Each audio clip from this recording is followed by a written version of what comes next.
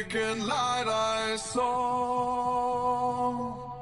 10,000 people, maybe more. People talking without.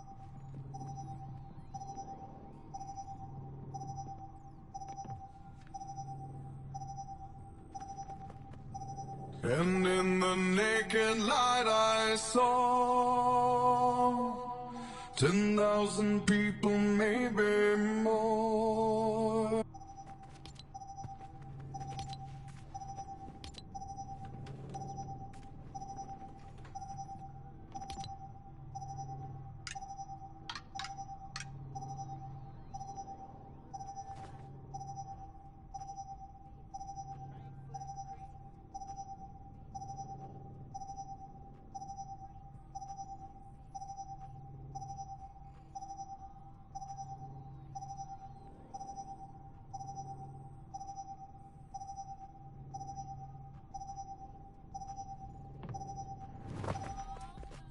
And in the naked light I saw 10,000 people, maybe more. People talking with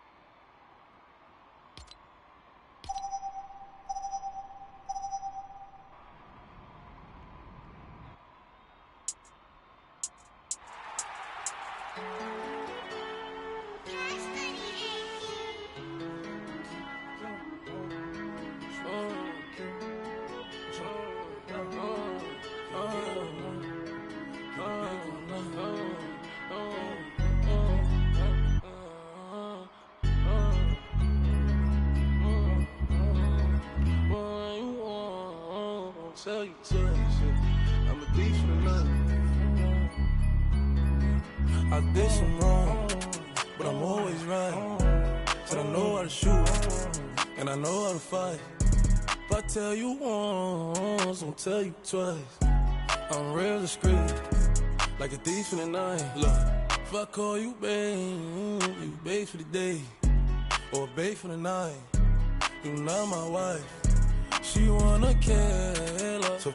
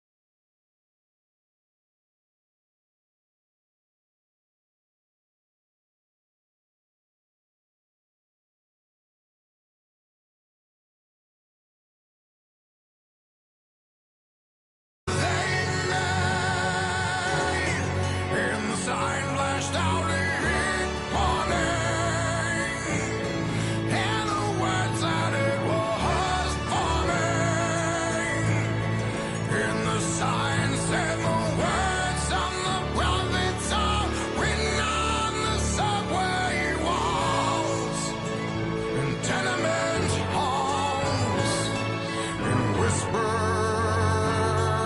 in the sound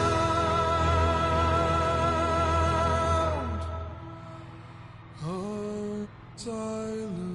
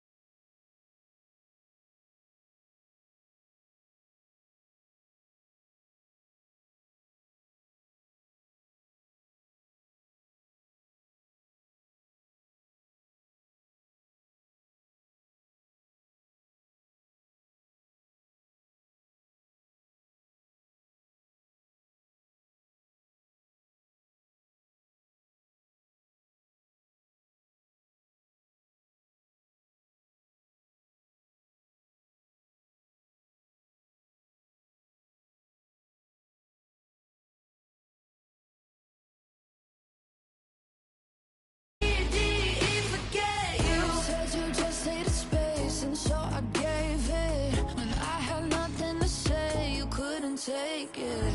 Told everyone I'm a, so I became it. Always had to put yourself above me.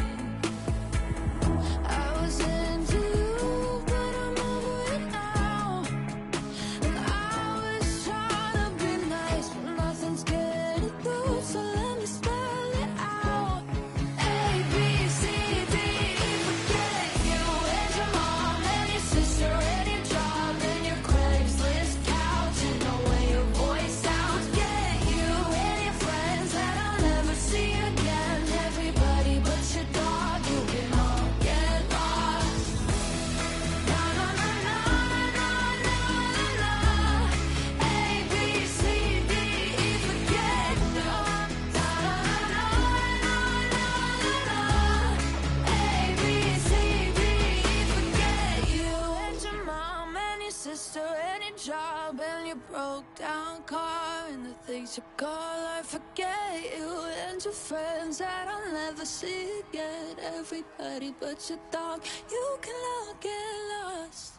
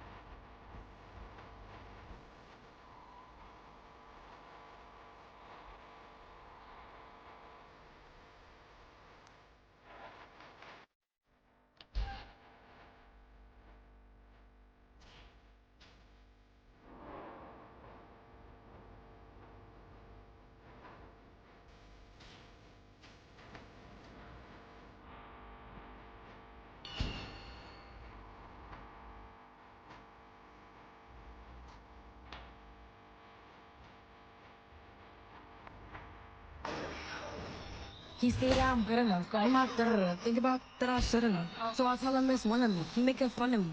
His girl is a bum to me. That boy is a cat. Saying he home, but I know where he at. Like, but he her back. Think about me cause he know that it's back. And it been what it been. Telling his phone like he'll send me a pin. Look at my cause he know what I'm on. But when he hit me, I'm not gonna respond. But I don't sleep enough without you. And I can't eat enough without you. If you don't speak, does that mean we're through? Don't like sneak, then you do.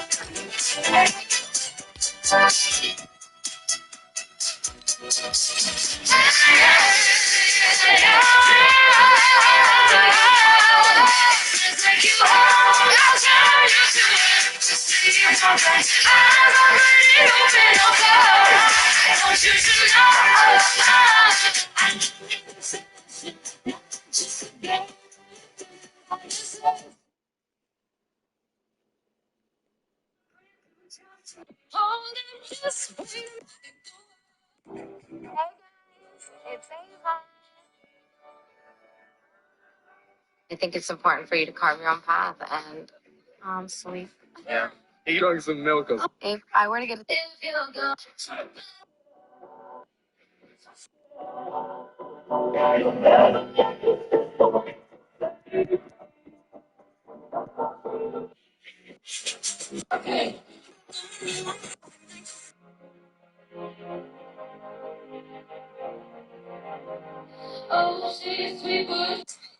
Miles, listen.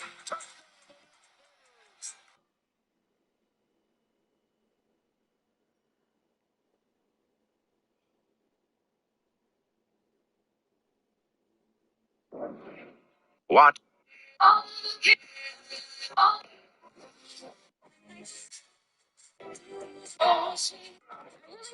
who walked down the aisle with? Show yourself.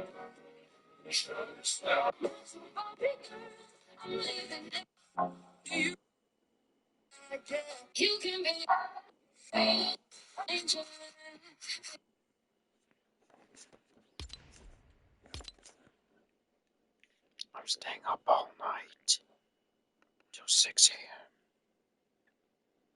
on a school night too. That's how a badass I am.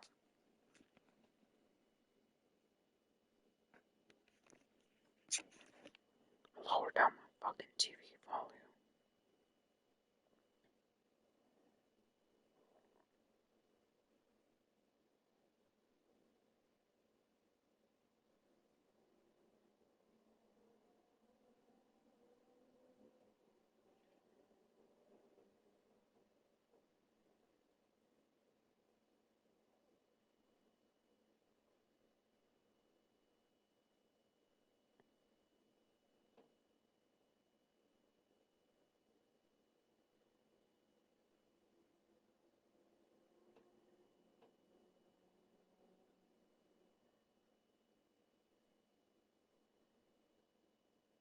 Store. Let's see what they got. We got a pair of Jordan 4s on sale for 50. But this clearance store has so many different pairs that dunks all sitting. Crazy. This whole rack is only $29.99, and they got Nike 10s, baby Jordan 1985s for only 40. So how are these even for sale? Look at the huge stain on these. Crazy that the Roshi runs are only $20 now. Multiple pairs of the Shadow ones for only 100. So many different Jordan golf cleats. Pink dunks for 50 each. How many playoff 8 and Palomino 3s they have? For 60 each. The Latte Jordan 1s for 100. How many Ama Jordan 12s they have? All different sizes. Drizzy Drake in the building for 40. Thought these were the Gucci Jordan 1s. The craziest pair I found, they got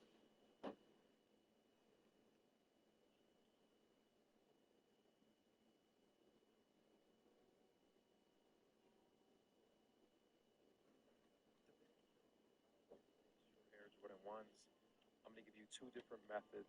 Here's method number one. It's going to be a loop, swoop, and pull for those that like the tire shoes. But we'll get into a simpler method here. Brand new pair, fresh out the box. They are aligned up. Okay, dude, that don't want these are the best ways to lace your Jordan 1s. How I lace my Jordan 1s.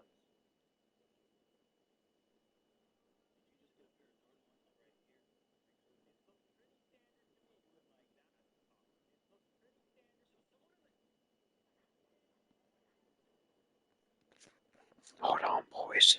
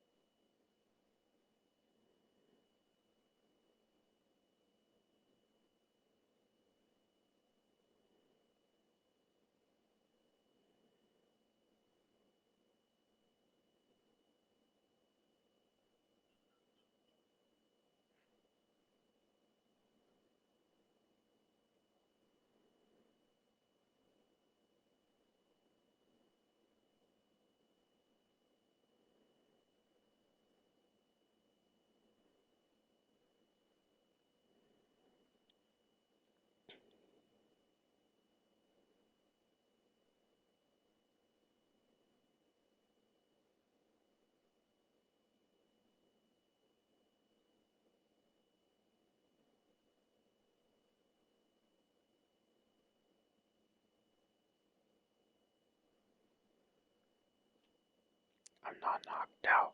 I'm just looking through my phone.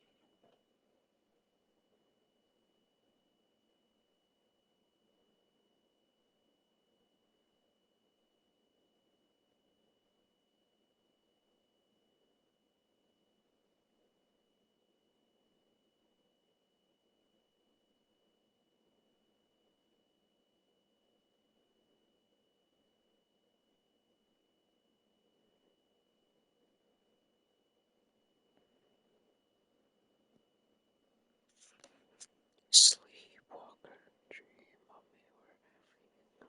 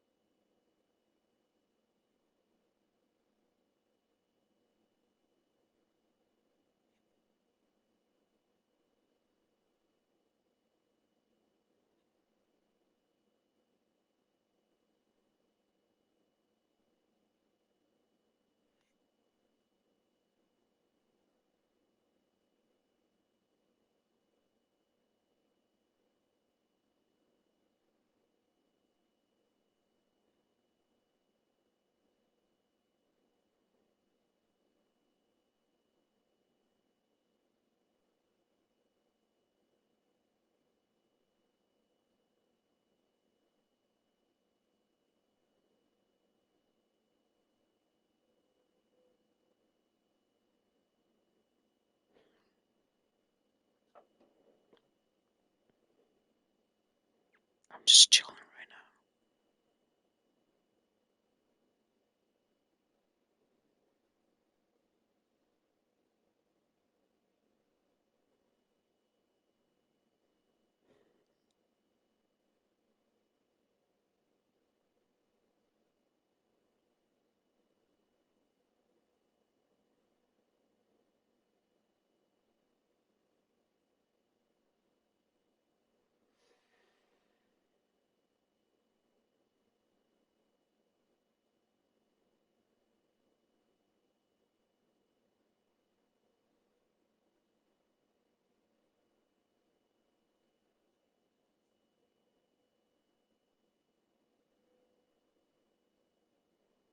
now. Not your Barbie girl.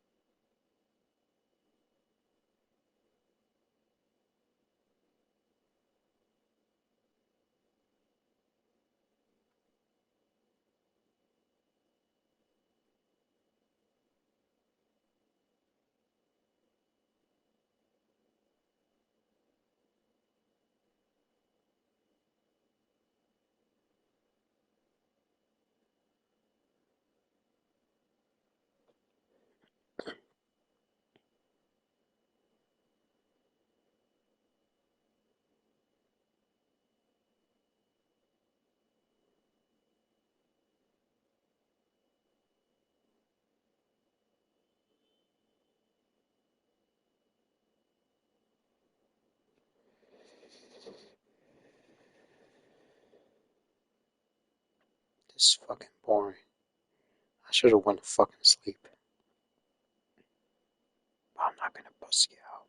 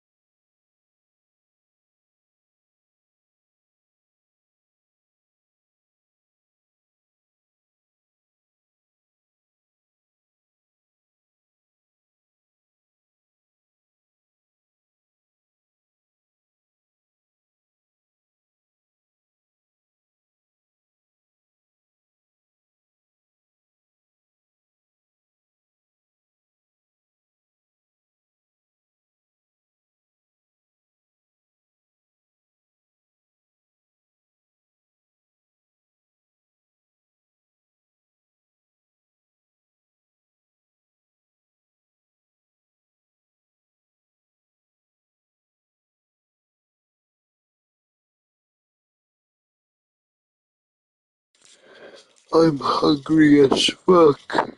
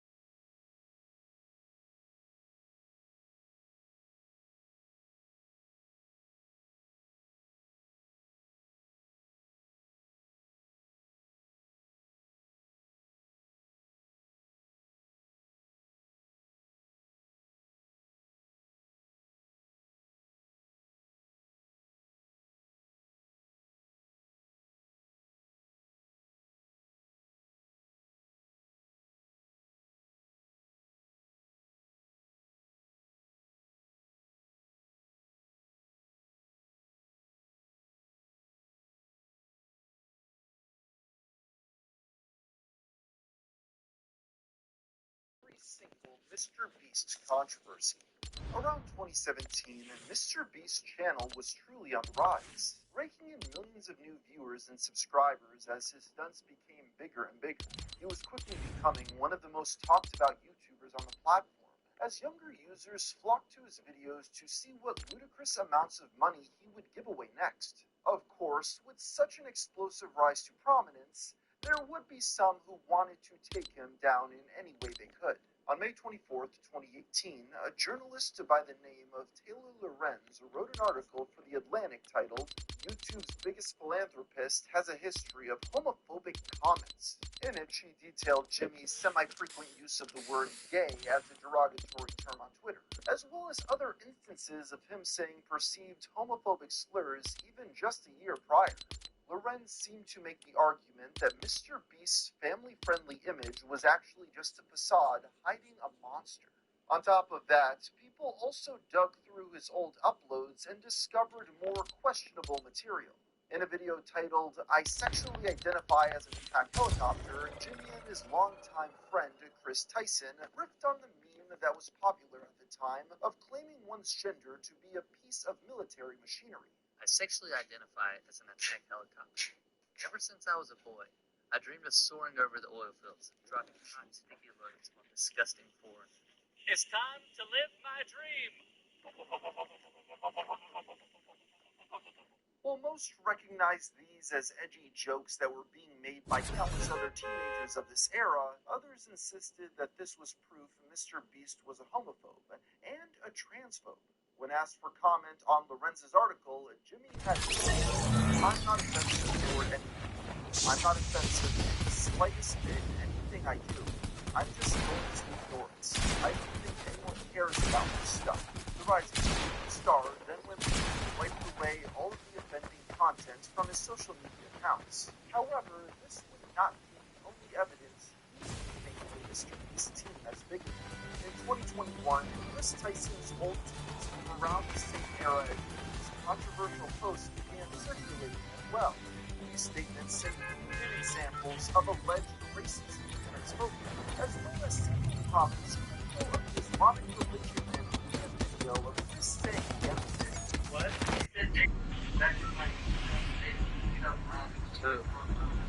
This would also include these tweets and post a quit longer apology.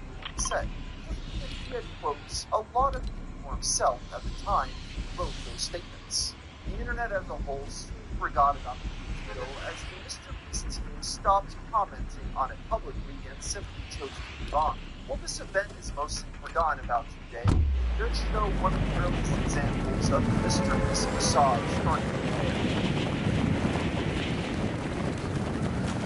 In the early days of the Mr. Beast channel, Jimmy was not exactly the high-effort spectacles he is known for today. Back then, he was conducting commentary over volatile plays. His strategy for growth at the time was collaborating with other rising stars. On May 31st, 2014, he uploaded a video titled 5 YouTubers I Think. While most of the channel's joint venture did not go on to achieve much notoriety, one name should stand out to modern-day listeners. At number 2, I have Snako, and if you've ever seen Snako's videos, you realize that they're kind of addicting. Once you start watching them, it's kind of hard to stop. Yes, just as Jimmy was on the rise, so too was the now infamous creator known as Snako. The two were both making videos in the Call of Duty commentary genre, and thus became aware of each other very quickly. They interacted in comment sections and shared a friendly rivalry as they continually passed one another in subscribers. But this all changed when Mr. Beast's growth skyrocketed around 2018, launching him into a new stage of his career. But this was not the end of Jimmy and Sneako's relationship.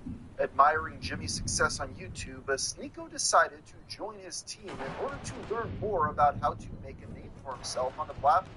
He appeared in a video uploaded in June 2018 titled, "I Built a Working Car Using Only Legos." Despite his goal to use Jimmy's rapidly expanding audience to build his own fan base, though, this would be Sneako's one and only appearance on the Mr. Beast channel, as he quietly left not long after. The online commentator would go on to elaborate on the details of his exit a few years later in a video titled "The Most Important Lesson I've Learned Working for Mr. Beast." In it, he explained that he and Jimmy did not see eye to eye on the philosophy of video creation. While Mr. Beast wanted to study the algorithm to create the most viral videos possible, Sneako claims he preferred to focus on only the things that interested him, even if they appealed to a smaller audience. But according to him, he had not left willingly, as he had been let go by the channel's management shortly after the Lego car video. Jimmy himself has not said much about Sneako in the years that followed. Seemingly, he would prefer to keep their two brands separate, as Sneako has become more and more infamous as the years have progressed. While this is not necessarily a controversy per se, there have been some criticizing forever interacting with Sneako at all. As in early videos, he stated opinions on social and political topics that some found objectionable, but he did not be the only Mr. Beast team member to get fired, and others in his position would not go out so quietly.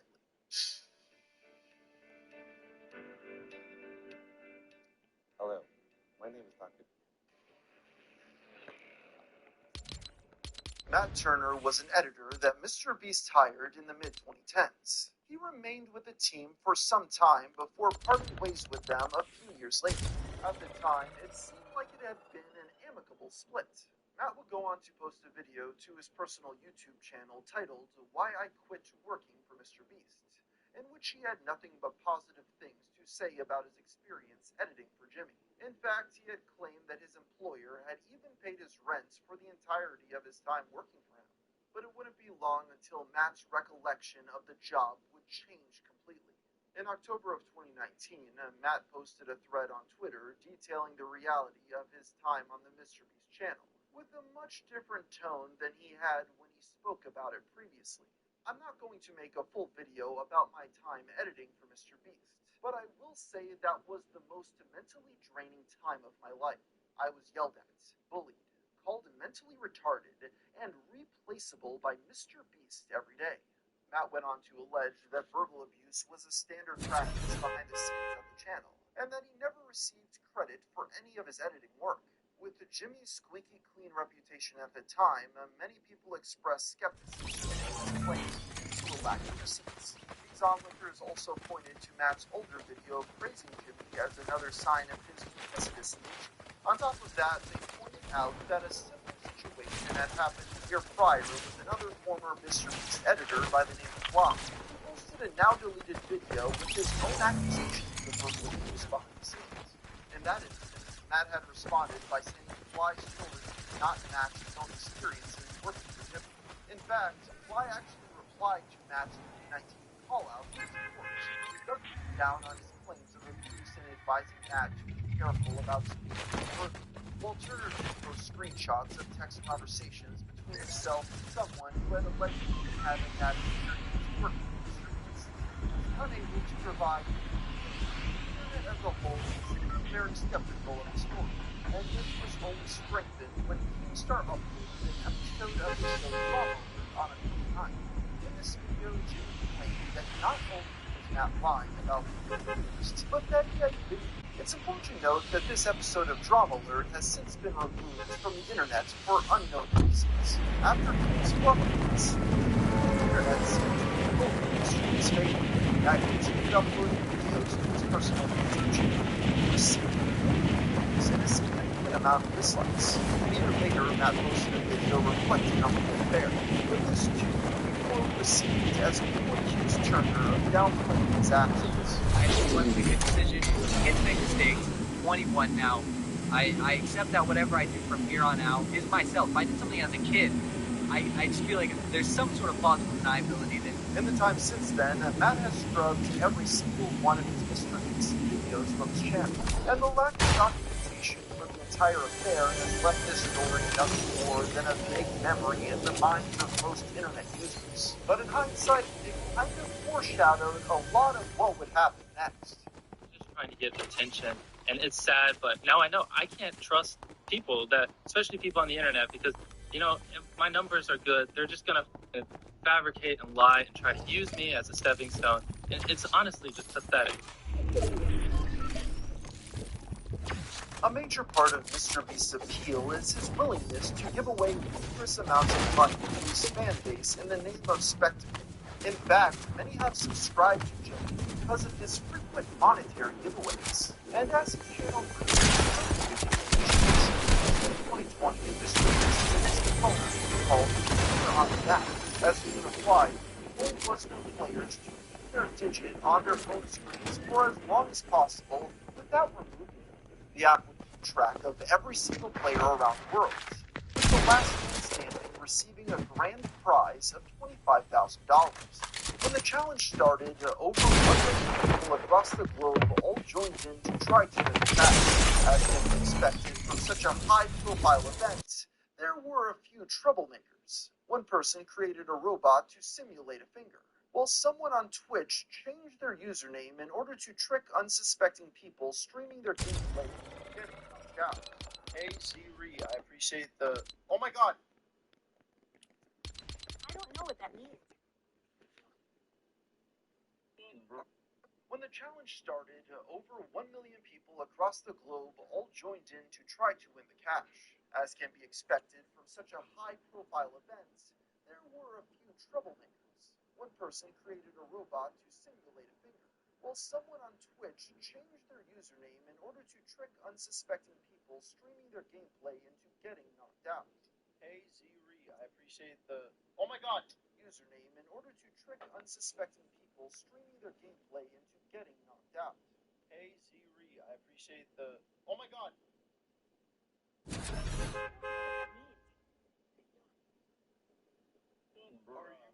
Hey Siri, I appreciate the... Oh my god!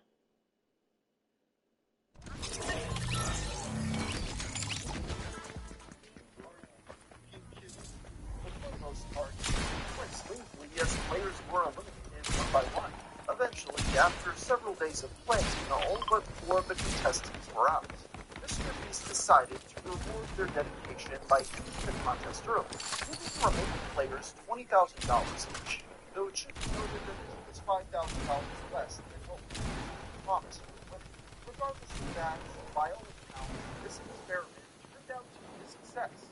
Mr. Beast and his team got to work figuring out how they could top it. In March of 2021, Beast Games released a new mobile experience called Finger on the App 2.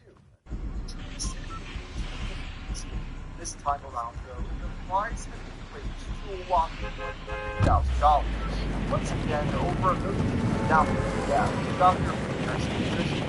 But those who were expecting a smooth gameplay experience like the previous Finger on the App challenge were sorely disappointed.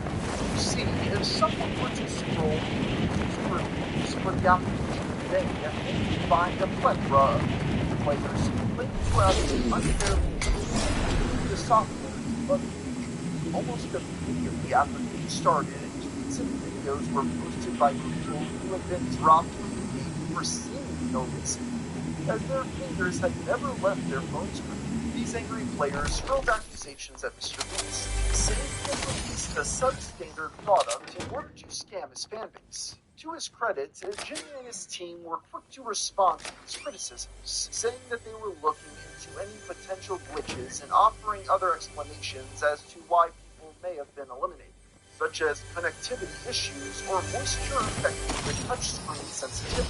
While this calmed things down a tad, the deluge of outrage was still ongoing.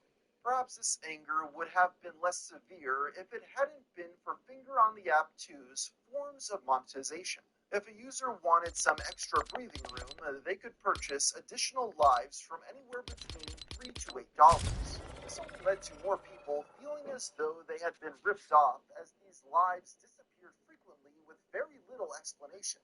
Once again, though, the Beast Games team were quick to do damage control, offering refunds to players who felt like they had unfairly lost lives they had purchased. Once again, there were still many angry customers, but this kept the situation from getting out of control. That being said, there was one other commonly occurring reason for players being eliminated that was harder to explain. What needs to be understood is that Finger on the App 2 was sponsored by the phone game Lords Mobile. and the way they went about advertising this earned a large number of users. Many people reported being knocked out by a pop-up ad interrupting their gameplay out of nowhere. Some people felt as though it was a deliberate attempt to eliminate a large number of players simultaneously. Jimmy's team flatly denied these accusations, though, claiming that people were misinterpreting. Some people felt as though it was a deliberate attempt to eliminate a large number of players simultaneously. Jimmy's team flatly denied these accusations, though, claiming that people were misinterpreting what was happening. According to them, the ads were only supposed to play after a contestant had already been knocked out. These instances were actually just a matter of players not paying attention to their phone screens, losing all their lives, and then assuming the ad had been responsible. Eventually, despite all the hardships and complaints, a winner was decided for the challenge after just over 2 days of gameplay. While Mr. Beast's PR team managed to keep the anger felt by many players from spiraling into a full-blown outrage, the many bugs and glitches reported about Fear on the App 2 certainly tainted its reputation in the eyes of most users. As of now, there seems to be no plans for a Fear on the App 3, as Jimmy has moved on to more grandiose methods of making money from his fanbase. In 2021, the Netflix show Squid Game took the world by storm. The South Korean drama about 4 people competing in a series of deadly challenges in order to pay off their debts captivated millions, making it streaming the most popular series of all time. With all the hype surrounding Squid Game, there were many on the outside looking in who wanted a piece of that pie. And one of those individuals was none other than Mr. Beast. On October 11th, Jimmy posted a TikTok claiming that if his post received 10 million likes, he would recreate Squid Game in real life. The video received nearly double that, with over 19 million people encouraging the YouTube celebrity to go through his plan. And he quickly set to work turning it into a reality. Over the next few weeks, he would post occasional updates on how progress was going, until he finally revealed in November that he and his team had painstakingly accurately recreated every single set from the show. Finally, on November 14th, Jimmy uploaded $456,000 Squid Game in real life, in which 450 created every single set from the show. Finally, on November 14th, Jimmy uploaded $456,000 Squid Game in real life. The video received nearly double that, 19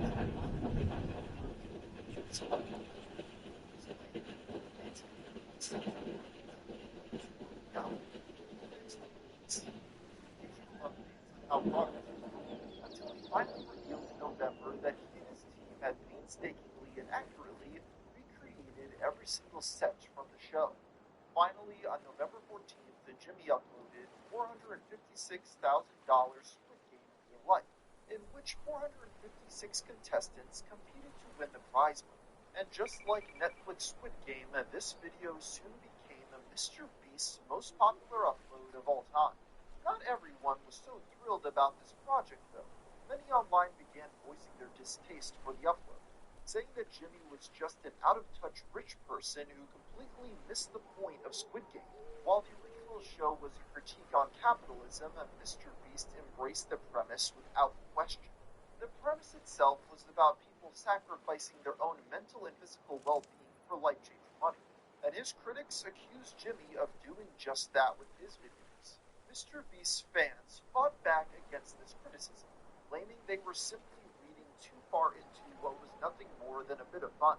And even if what they were saying was true, it still ended with someone winning money, so the net result was positive.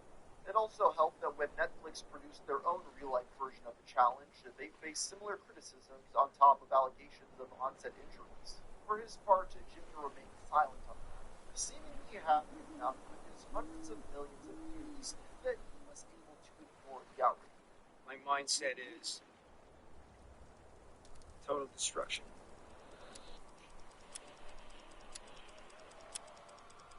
In addition to his normal uploads on Mr. Beast's channel, Jimmy and the gang also conduct frequent charity work, which they film and upload to an account called Beast Philanthropy. These videos have been largely enjoyed by the team's core audience and ignored by the rest of the internet population. However, when one of these philanthropy videos was uploaded to the main account, people took notice in a big way. On January 28, 2023, Mr. Beast posted a video titled 1,000 Blind People See for the First Time. In it, Jimmy found 1,000 people across the globe whose vision was impaired and paid for them to have a cataract surgery done. Not only that, but he also gave many of the participants additional cash donations, and even gifted one teenager a free Tesla. In addition, Jimmy explained how simple the procedure was, and stated his belief that it should be available to everyone who needs it. He also included a link in the description so people could donate and help more around the world to see. To many, this was seen as an incredibly generous act from a YouTube superstar, but not everybody felt that way. Shortly after the video was uploaded, an increasingly vocal subsection of Twitter began expressing their displeasure with what Mr. Beast had done. They accused Jimmy of exploiting the people who appeared in the video for content, believing that he had no actual desire to help anyone. Others pointed out that the money to pay for these procedures did not come directly out of Jimmy's own pockets, but instead from the Beast Philanthropy charity. They argued that this supposed act of generosity was nothing more than a thinly veiled tax write-off and publicity stunt. It probably goes without saying that this was the vocal minority. However, Jimmy decided to uncharacteristically weigh in on the backlash, stating in a tweet, Twitter, rich people should help others with their money. Me? Okay, I'll use my money to help people and I promise to give away all my money before I die. Every single penny. Twitter, Mr. Beast bad. This response caused further outrage from critics, but once again, the vast majority took his side and felt the criticism were petty. It should be noted that Jimmy actually continued responding to people who were critical of the video after this. Apparently, something about this backlash had touched a nerve, causing him to break from his normal strategy. It should be noted that Jimmy actually continued responding to people who were critical of the video after this. Apparently, something about this backlash had touched a nerve, causing him to break from his normal strategy of ignoring controversy until it died down. When people continued accusing him of profiting off his charity work, he jumped in to state that he had lost $1.5 million on videos the previous year. But to play the devil's advocate, he was losing money on a business that was growing in value to over $1 billion, but that's beyond the point. A couple of months later, in March of 2023, a video was uploaded to the Beast Philanthropy channel titled Giving 20,000 Shoes to Kids in Africa. Although this was published to the normally overlooked charity channel, the fact that it came out so close to the other controversial Mr. Beast projects ignited another round of outrage. People on Twitter once again accused Jimmy of not really caring about the people he was helping, and instead exploiting them for views and profit. But just like before, this was a vocal minority, and most Twitter users praised Jimmy for his actions. This controversy would somehow be stirred up again a third time in May of 2023, when the Mr. Beast channel saw a new upload called 1,000 Deaf People Here for the First Time. In it, Jimmy paid to have several hundred hearing-impaired people across the globe receive state-of-the-art hearing aids which would adapt to their specific needs. Just like the previous instances, this act of charity received a mixed reception. This time, though, the negative response was slightly different. Some deaf people accused Jimmy and his team of misrepresenting the reality of the situation, as hearing aids often aren't as effective as they seem in the video. They argue that the wearers usually take some time to fully adjust to the devices, which occasionally don't work at all. But as usual, these criticisms were dismissed by most, and Jimmy did not respond. In recent years, Mr. Beast has been expanding his brand well beyond just YouTube videos. With his projects only getting bigger and bigger, these ventures were envisioned as a way to fund otherwise fund all this stuff. Right. And so that's kind of what got me started on doing this. And I also am just very passionate about food in general. With him receiving well over 100 views per upload, a sponsored message on his channel cost a seven-figure sum of money. And while most creators would be ecstatic with that, 3 years ago, Mr. Beast saw a bigger vision. You see, instead of getting a one-time payment of $1 million, if the top creator created an in-house brand to promote instead, he could scale it to be worth $200 million. And this concept was the inception of Mr. Beast Burger, as he premiered to his fan base at the end of 2020. I opened up the world's first free restaurant. And if that wasn't enough, I also paid people to eat at my restaurant. This business of a delivery-only fast food shop was a product of the pandemic, keeping people inside, and also allowed Jimmy to rapidly expand since he didn't have to worry about building out brick-and-mortar locations, but instead ghost kitchens in pre-existing restaurants that might have been struggling due to the global conditions. Jimmy went so far as to claim that this was its primary goal and he wasn't concerned with profits at all. The big driver was really wanted to just help a lot of restaurants generate extra revenue. It's more to help other people. Like, I haven't taken a single dollar out of it. We just reinvested all over there. He even claimed it was an attempt to get people to try alternatives to conventional meat. With Beast Burger, that's why I'm really trying to figure out the into lab-grown meat and stuff like that. Immediately, this simple concept was a massive hit, soon expanding so hundreds of millions had the ability to order Beast-style fries on their smartphone whenever they wanted. And less than 2 years later, he was opening up his first physical location with 10,000 attendants. It was located inside the second largest mall in America, and less than 2 years later, he was opening up his 10,000 attendants. Located inside the second largest mall in America, which still struggles to hold the announcement. Consumer chaos resulted in some of the instances of Jimmy losing his composure on camera. After they take the photos, them out here. Why are we allowing them to see your dad?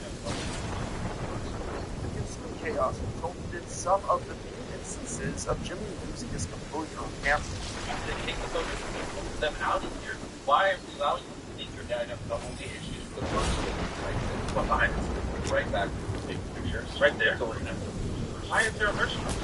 Well, you're saying, get rid of it. Get it for free. Consumer chaos resulted in some of the few instances of Jimmy losing his composure on camera.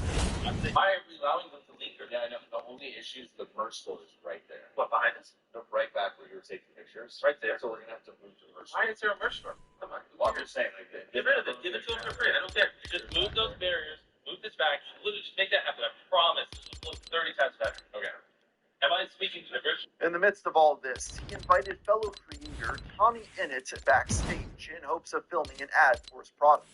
Tommy didn't take it seriously, resulting in a hilariously uncomfortable interaction where Jimmy threatens to never work with him again. But from this day on, I will never film with Tommy ever again. In the midst of all this, he invited fellow creator Tommy Innit backstage in hopes of filming an ad for his product. Tommy didn't take it seriously, resulting in a hilariously uncomfortable interaction where Jimmy threatens to never work with him again. But from this day on, I will never film with Tommy ever again. Free above it. With all that said, the chain seemed to be on the top of the world, poised to be one of the next fast food titans. They even did a collaboration with Dream, who got his very own menu item for a limited time. But as 2023 rolled in, viewers would be hard-pressed to hear much about Mr. Beast Burger at all, and Jimmy moved on to new ventures. At first, many assumed a more positive spin to the story.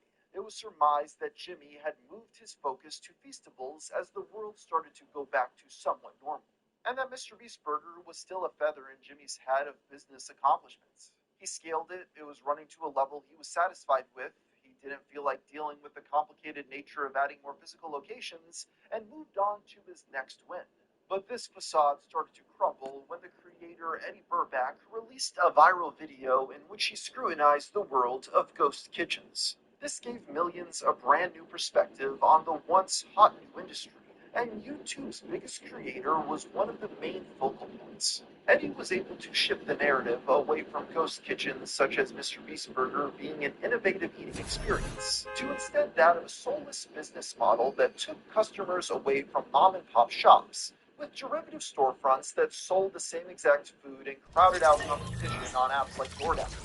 There has also been a worrisome amount of press about how the government hasn't been able to keep up with the health inspection processes for these municipal storefronts to keep the public informed on safety and allergy concerns. In some cases, the trailers used to prepare this food have proven unsafe for workers. On top of this, Eddie revealed through his order of Jimmy's signature products that the quality was inconsistent to say the least. This is what the Impossible Beast style burger is supposed to look like. And this looks like if somebody drew a burger for me. How is In some cases, the trailers used to prepare this food have proven unsafe for workers. On top of this, Eddie revealed through his order of Jimmy's signature products that the quality was inconsistent to say the least. This is what the Impossible Beast style burger is supposed to look like. And this looks like if somebody drew a burger for me. How is this real? It looks like a Krabby Patty. After the skewering, Jimmy finally took a stronger stance against his once darling business by unlisting the video that premiered the brand. He tweeted, "I started Mr. Beast Burger to help restaurants make more money during the pandemic, and it worked. But sadly, when working with 2,000 restaurants I don't own, it's impossible to guarantee the order quality. I'm moving on from Mr. Beast Burger so I can focus on Beastables and making snacks. And to be honest, I just enjoy Beastables 100 times more. Making snacks is awesome. It's something I'm way more passionate about. But the company I partnered with won't let me stop, even though it's terrible for my brand. Young Beast signed a bad deal." Having partnered in 2020 with the ghost kitchen startup Virtual Dining Concepts, things went sour as orders came in that didn't live up to the Mr. Beast moniker. And it's no surprise that this standoff occurred to many that know the space. When looking at food franchises, there were clearly risks not fully thought out. When the chain Jack in the Box had a containment outbreak leading to someone getting sick and dying, it was almost a death sentence to the brand. Now imagine if something bad happened to a kid eating Mr. Beast Burger. Jimmy's face would permanently be attached to that story, even if he had no involvement with the negligence. In a turn of events, shortly after this fallout went public, many of Jimmy's tweets were deleted, and the video promoting the chain was made live. It was clear to everyone involved that a fight was brewing behind the scenes as contractual obligations made him to reverse course for the time being. That came to a head in August of 2023 when Mr. Beast sued the Virtual Dining Concepts for serving what he called disgusting, inedible, and revolting food under his name, and as a result tarnished his brand. He is seeking monetary compensation as well as the ability to end the popular chain for good. BDC didn't take the suit line down, issuing a public statement shortly after. The complaint is riddled with false statements and inaccuracies, and is a thinly veiled attempt to distract from Mr. Donaldson's and Beast Investments' breaches of the agreements between the parties, including Mr. Donaldson's recent false disparaging statements regarding the Mr. Beast Burger brand and BDC. A week later, BDC filed their own lawsuit against Mr. Beast. They accused Jimmy of violating his contract, resulting in $100 million in damages. This case is about a social media celebrity who believes his fame means his word does not matter, and the facts do not matter, and that he can renege and breach his contractual obligations without consequence. He is mistaken. So with that, we'll just have to wait and see what happens next. While Mr. Beast's side seems obvious, MadPat raised an interesting point when discussing the feud on his channel, Food Theory. He examined the contracts of similar companies and found they were likely right legally speaking. No quality control, no minimum standard, no consistent recipe. Just did we get food items branded with your name on some Uber Eats menus? And if BDC's contract reads anything like that one, technically by the letter of the contract, they've done their job for Mr. Beast. This story seems to all come down to Jimmy signing a bad contract with a shady company to get a nationwide brand overnight. Now he's likely going to waste time, money, and effort dealing with his legal woes. And BDC is fighting for a brand that will slowly die even if they win the case. Since the face of it wants no association with what he sees as a lackluster product in a COVID-darling sector. Take a chance and find someone new. Download Bumble.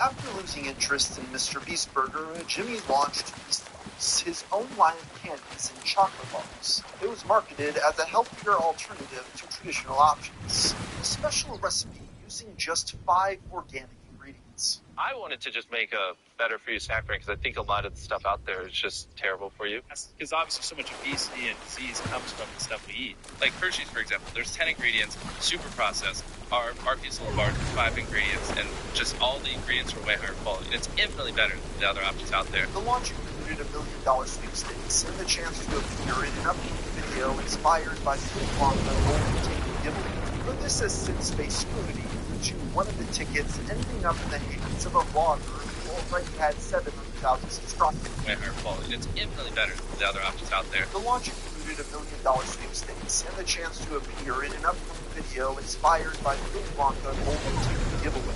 But this has since faced scrutiny to one of the tickets ending up in the hands of a vlogger who already had 700,000 subscribers. Who ended up winning the chocolate factory. It was just tape. It was tape. No, freaking way. So it is like really like total chance, obviously. Like you're one of like hundreds of thousands of names. Talk to Jimmy Bell. We're gonna save it. Jimmy, thank you for picking up. Over time, these trees would start being sold in Walmart stores across America, and were a big hit with the fan base. Despite their popularity with subs to the channel, though, they were, of course, unable to compete with the pre-existing juggernauts of the chocolate industry. This didn't stop Jimmy from trying, though. He even filmed an ad for the Super Bowl, although it wasn't aired because the slot was too expensive. What's the biggest thing you've ever made? The biggest thing I've ever made. This didn't stop Jimmy from trying. He even filmed an ad for the Super Bowl, although it wasn't aired because the slot was too expensive. What's the biggest thing you've ever made? The biggest thing I've ever made. Probably these nuts. On March 3rd, 2020, though it wasn't aired because the slot was too expensive. What's the biggest thing you've ever made? The biggest thing I've ever made. This didn't stop Jimmy from trying. He even filmed an ad for the Super Bowl, although it wasn't aired because the slot was too expensive. What's the biggest thing you've ever made? The biggest thing I've ever made. Probably these nuts.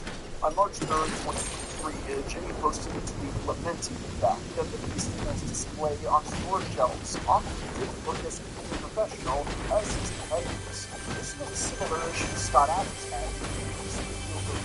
While he said he was hiring a team to fix this, in the time he asked his fans to tidy up any Feastables displays they saw in wild. There were some onlookers who took issue with this, accusing Mr. Beast of using his audience for free labor, but for the most part his fans were happy to help. The thing that really set people over the edge, though, was a different tweet posted shortly thereafter.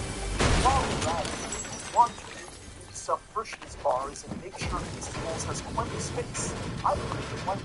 While most of his fans saw this as sarcasm, others accused him of being petty. But the biggest criticism came from those who noticed the timing of his tweets. You see, around today, Hershey had been receiving backlash for a trans woman.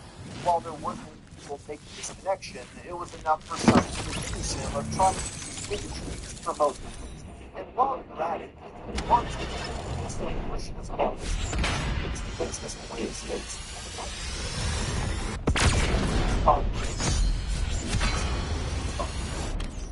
But for the most part, his fans were happy to help. The thing that really set people over the edge, though, was a different tweet posted shortly thereafter. And while you're at it, if you want to maybe move some Hershey's bars and make sure Feastables has plenty of space, I wouldn't complain. While most of his fans saw this as sarcasm, others accused him of being petty. But the biggest criticism came from those who noticed the timing of his tweet. You see, around this period, Hershey had been receiving backlash for a new ad campaign which featured a trans woman.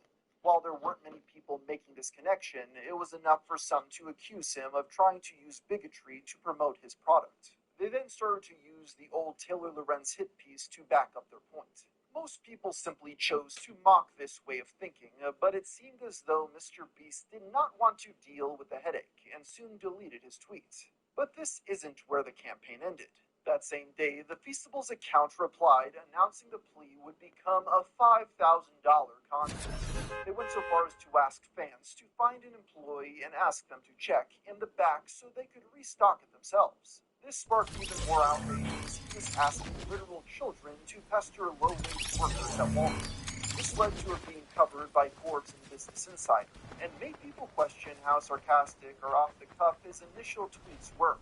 The year ended with worse news for the brand after Mr. Beast lost the trademark dispute over the flavor of these nuts.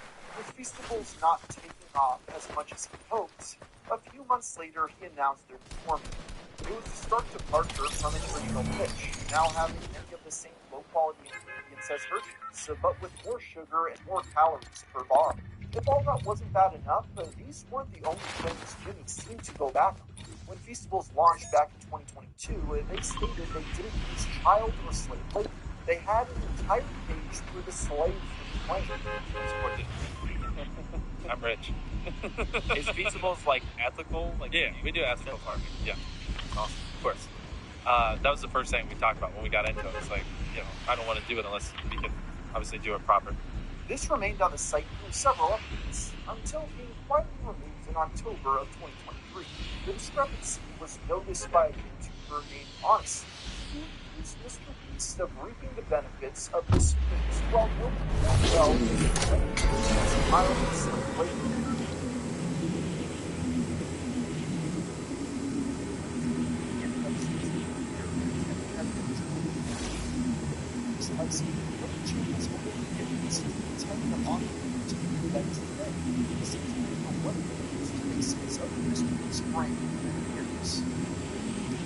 Represented a very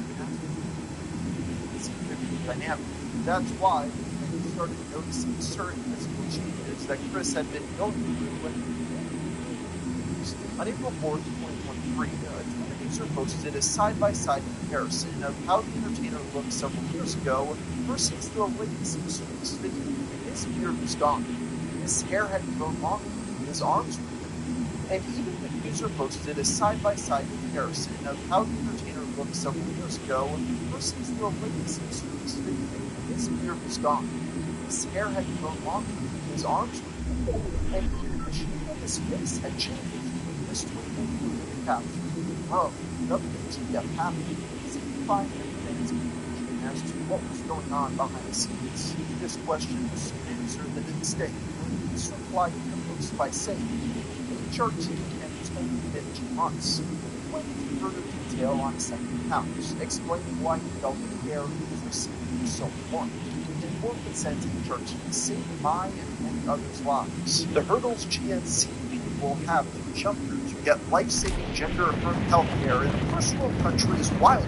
Just let people make informed decisions about their own bodies. With this information now public, it's doubtful that Chris or anyone on the Mr. Beast team could have predicted what a massive response it would go on to receive, both positive and negative.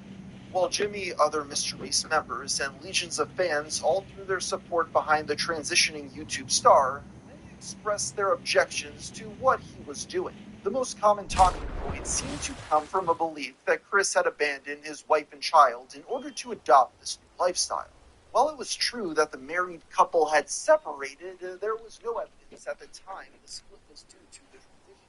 In addition, Chris flatly denied any rumors that he would stop being a presence in his son's life. Tucker begs for me to come back when I leave for like 2 days to film. He is so loved and happy. Kids aren't born with hate. It's taught by people like you. And my child will only know love. I know I'm going to be a great parent, and so is every other person who puts the love of their child before everything. I made this decision because I wanted to show up as my best and happiest self for him. In a way, this was for Tucker. While this statement generated more support from those who stood behind Chris, the skeptics stood firm with their belief that, even if the Mr. Beast member wasn't abandoning his child, he was still depriving him of a fatherly figure. As for Jimmy himself, his responses were brief, but still showed that he was in his friend's corner. As all of this was happening, a Twitter user by the name of Yoxic, who had been one of the people posting memes making fun of Chris, tweeted out a screenshot from an apparent message he had received from Tyson. In it, the Mr. Beast team member seemed to be threatening a defamation lawsuit due to the memes he had been spreading. This tweet quickly gained traction, with many believing it to be legitimate. The post soon caught the attention of Chris himself, who responded jokingly with a picture of Jimmy captions, "My lawyer will be in contact with you immediately." While most were able to recognize that both parties had not been serious, there were still many people who took the story at face value and began publishing news articles about this alleged lawsuit. Chris soon reached out to Yoxic privately in an attempt to clear the air, but the Twitter user did not accept the olive branch, as his animosity toward Tyson was apparently all too real. At the very least, speculation about Chris's legal actions died down after this, even if the debate regarding Chris's transition continued to rage on. On April 13th, a YouTuber by the name of SunnyB2 uploaded a video titled Why Crystal Soup at Nightmare for Mr. Beast, in which he went over the details of the controversy and explained why he believed it would be a potential disaster for the Mr. Beast brand.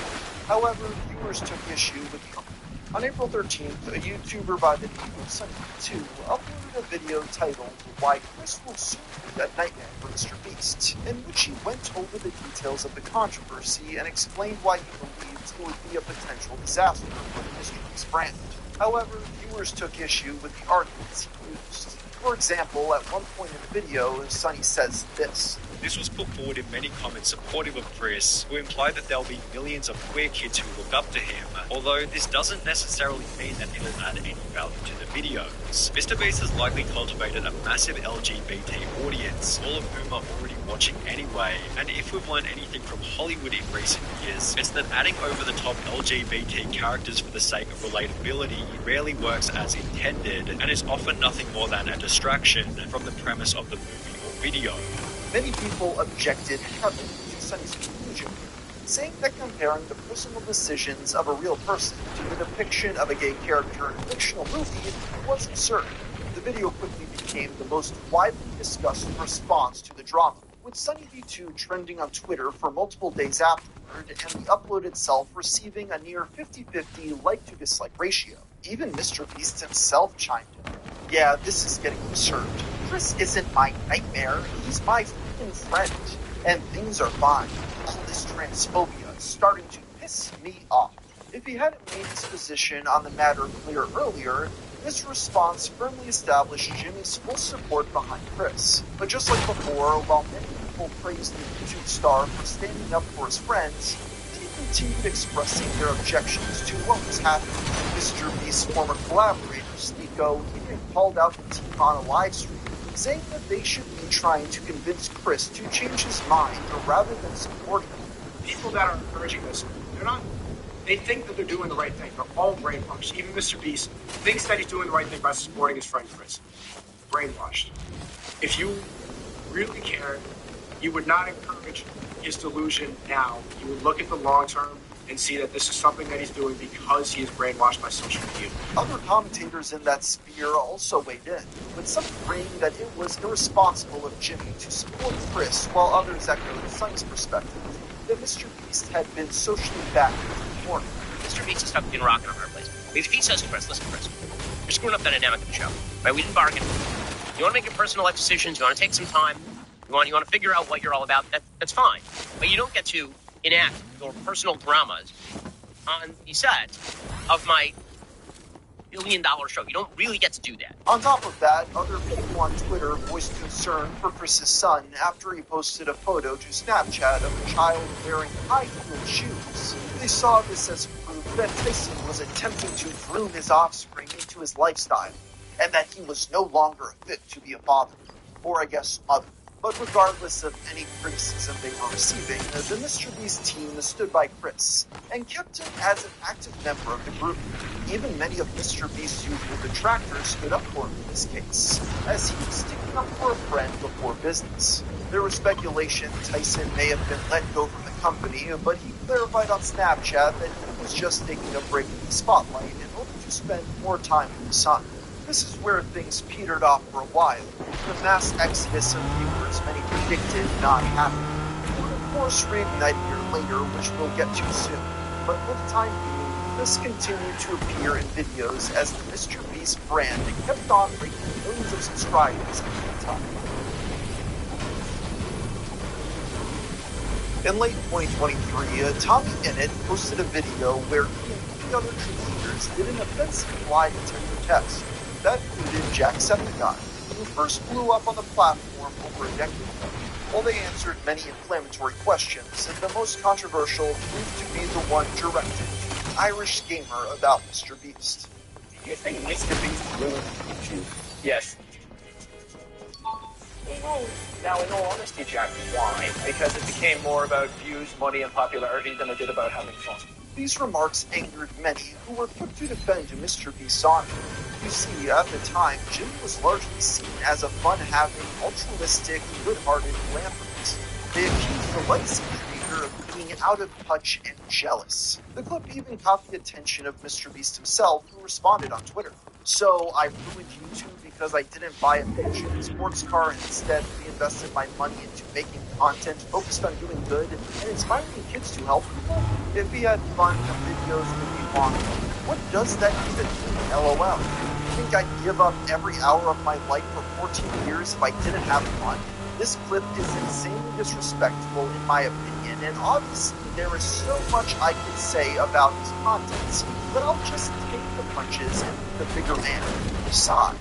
This passive-aggressive comment would be eclipse the original statements, with most taking his side even though he was clearly not being the bigger man. The two would end up messaging in private to de-escalate and resolve the feud. I think this goes to show just how different Mr. Beast's perception was at the time, where even mild criticism stirred major backlash. This reputation slowly chipped away as more and more cracks formed in the facade. With Mr. Beast's controversy picking up steam, it served as inspiration for an article by Patricia Hernandez on Polygon.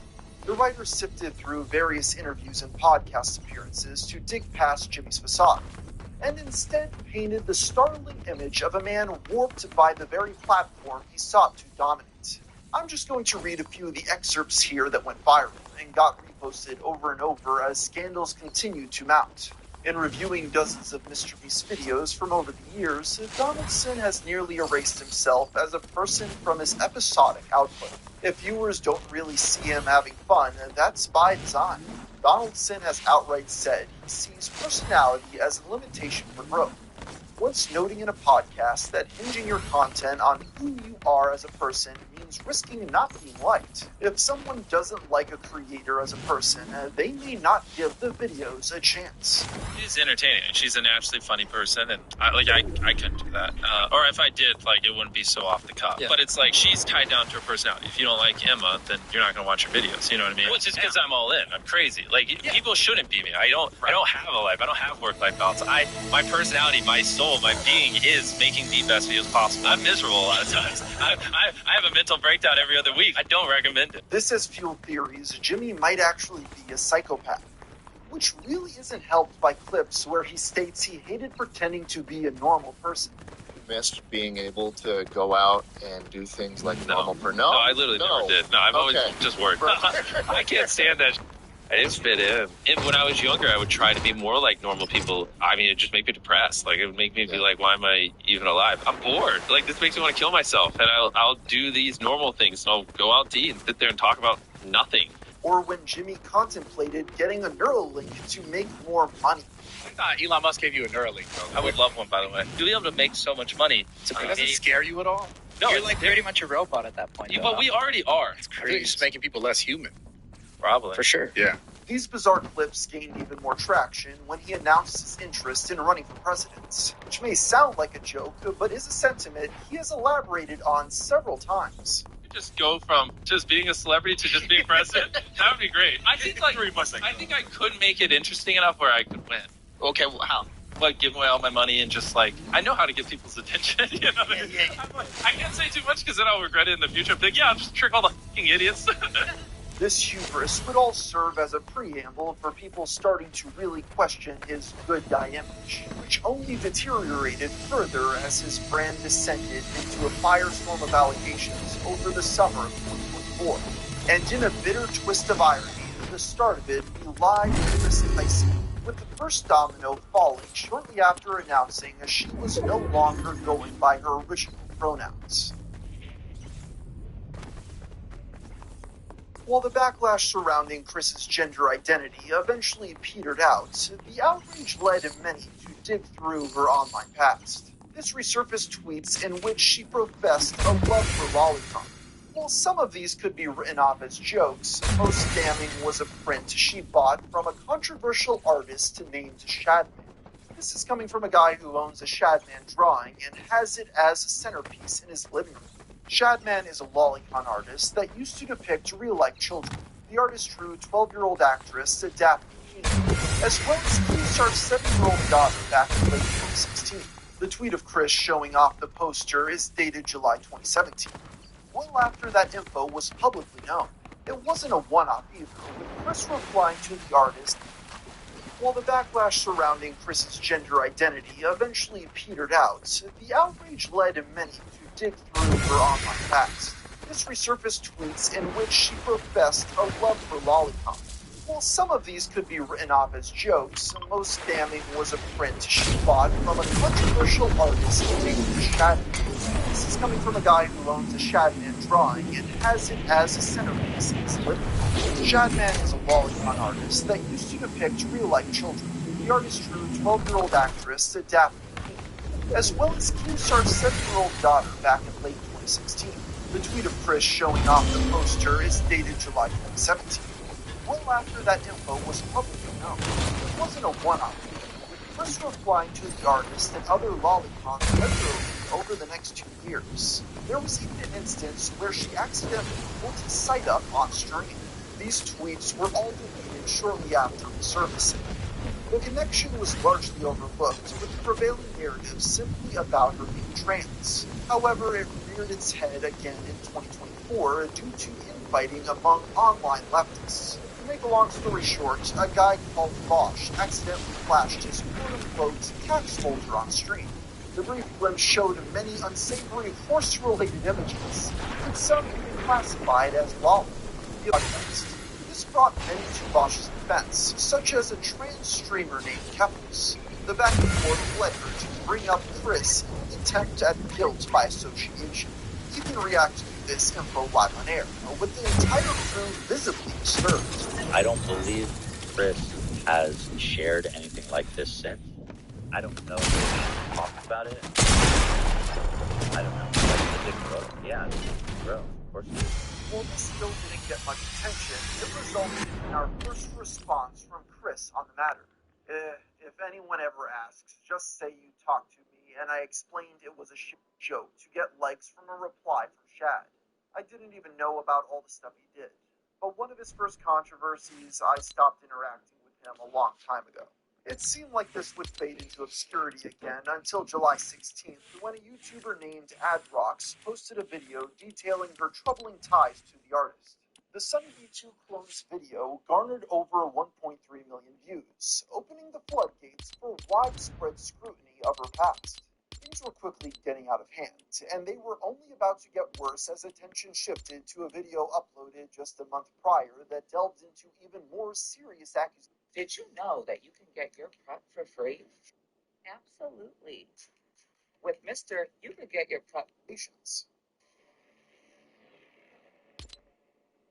Dominoes in the Mr. Beast empire really started to fall when a small creator named Prism42 began sifting through old tweets. He found interactions between Chris and a video editor named Lava GS. Lava was a fan of Mr. Beast long before the channel blew up, being among the first 500 subscribers. He even won a giveaway, receiving a CSGO knife signed by Jimmy. Eventually, Lava managed to appear in a video on Mr. Beast's gaming channel.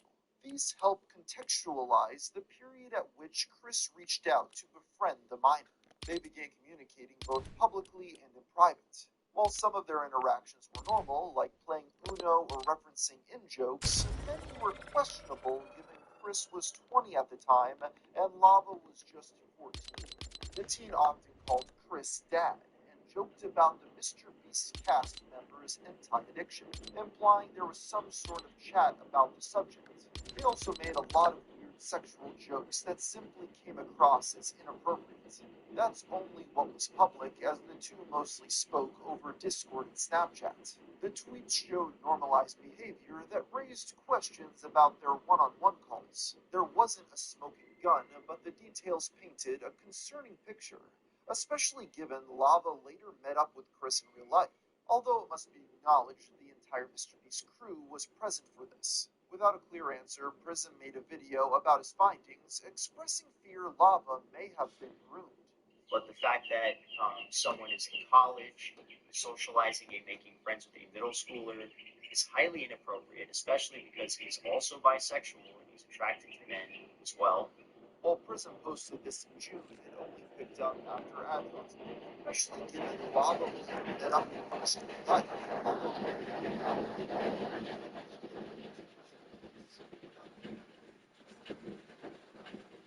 The fact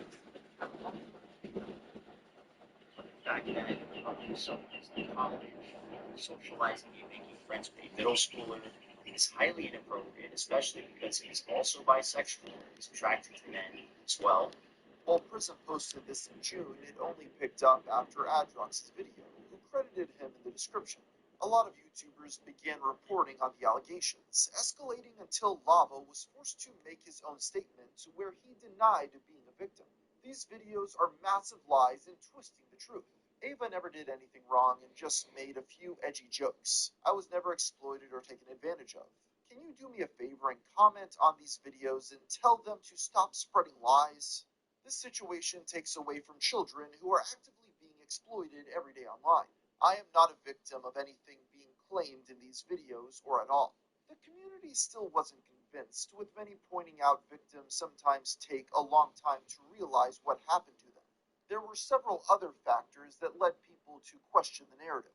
On the other hand, the way Prism handled his investigation was also strange, to say the least.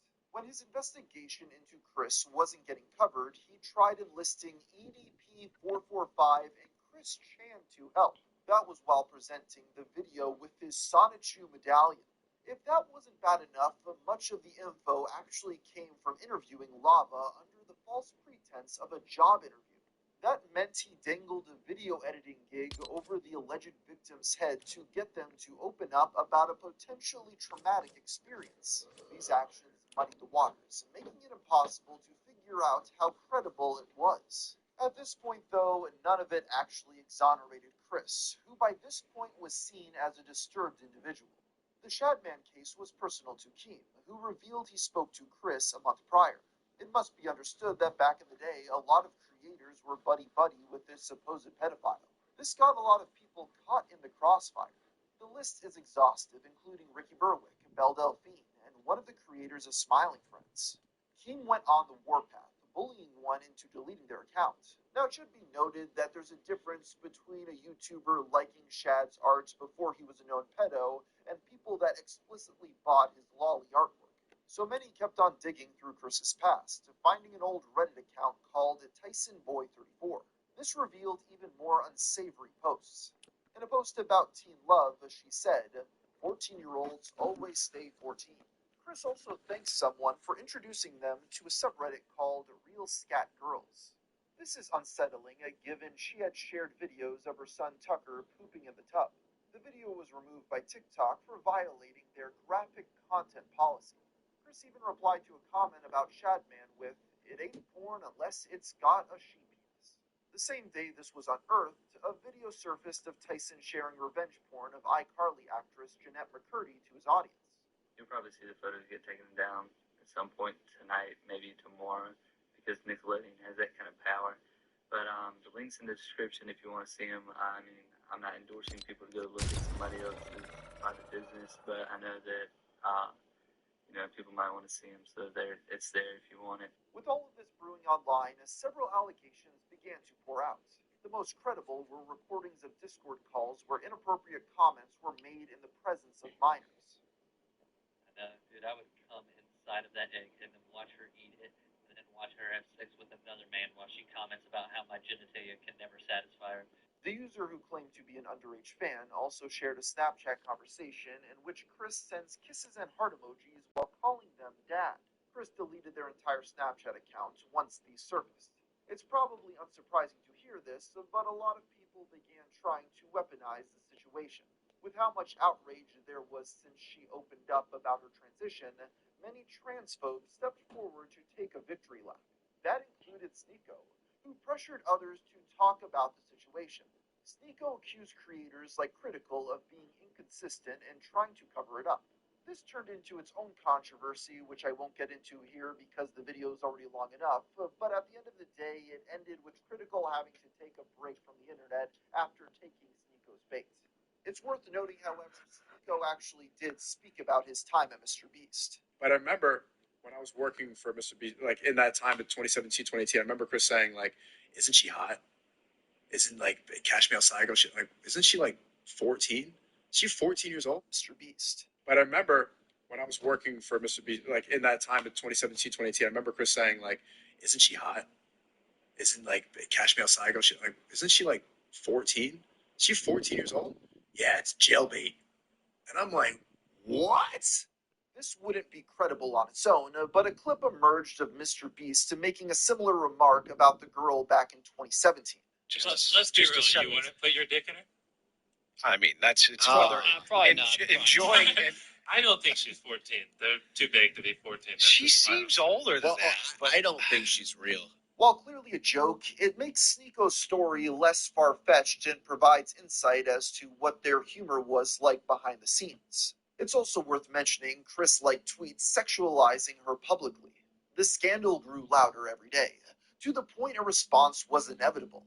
It would become an inescapable brand risk, with Chris losing over 37,000 followers. The Mr. Beast cast member finally broke her silence on July 23rd, reading, "I would like to apologize for any of my past behavior or comments if it hurt or offended anyone.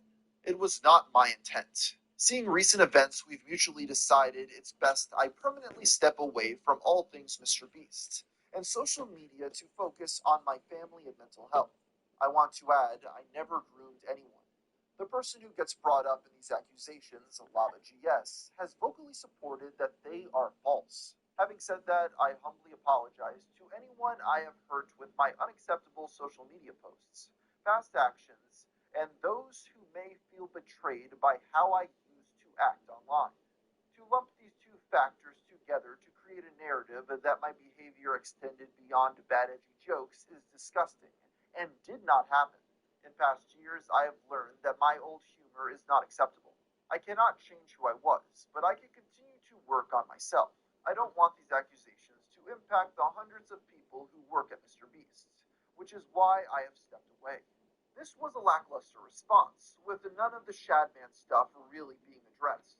There's only a vague reference to bad edgy jokes, when clearly her interest in lolicon art went beyond finding it funny. The next day, Mr. Beast issued his own statement. This contradicted her claim that she left, with Jimmy stating she had been removed.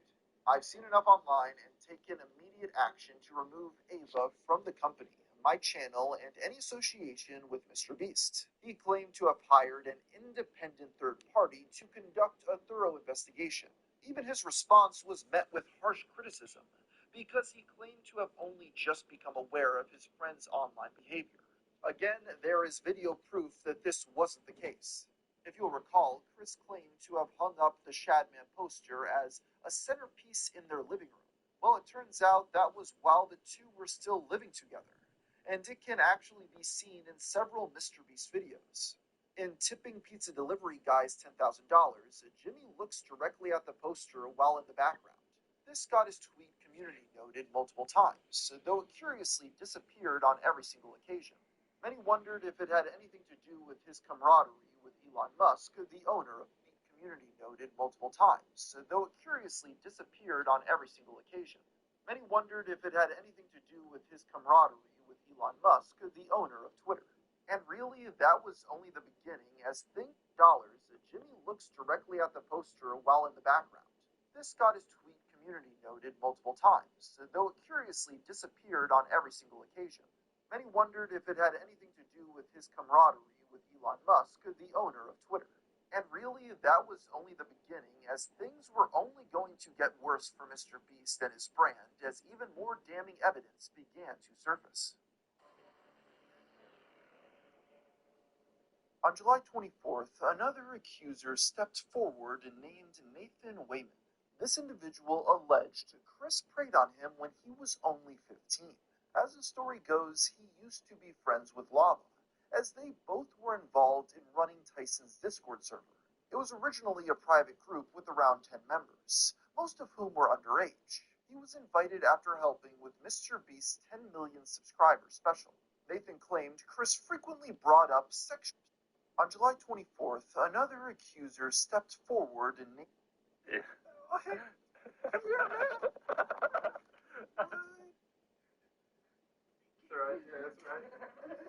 Since you downloaded it, it's a good tip.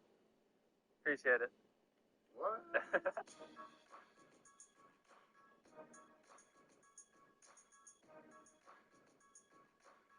Quid is an app where you can collect rare cards and stickers, and I actually have my own packs available on Quid. I don't build.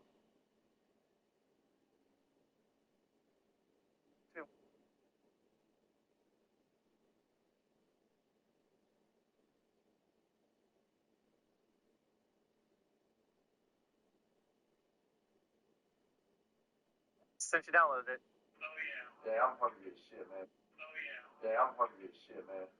I mean, I would go extra large, but my girlfriend might get mad at me.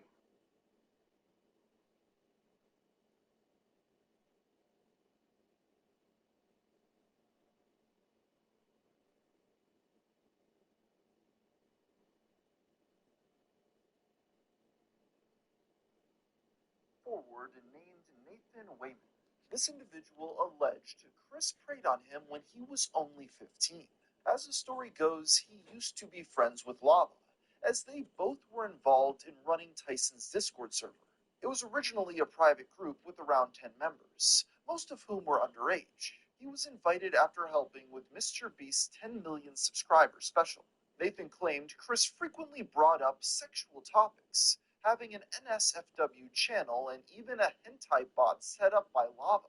He would often share adult videos and spam the chat with lewd artwork. That was on top of calling the minors dad and daddy. Nathan explained the server was later made public, and they were instructed to wipe any inappropriate behavior. That included any potential evidence, as well as Chris's many instances of saying the N-word. Who claims he isn't a victim, but we all know he is, and we all know he probably got paid off. Not only that, but he's also under an NDA from when he worked for Mr. Beast Gaming for 2 years, and he tried to get me to join Mr. Beast Gaming himself.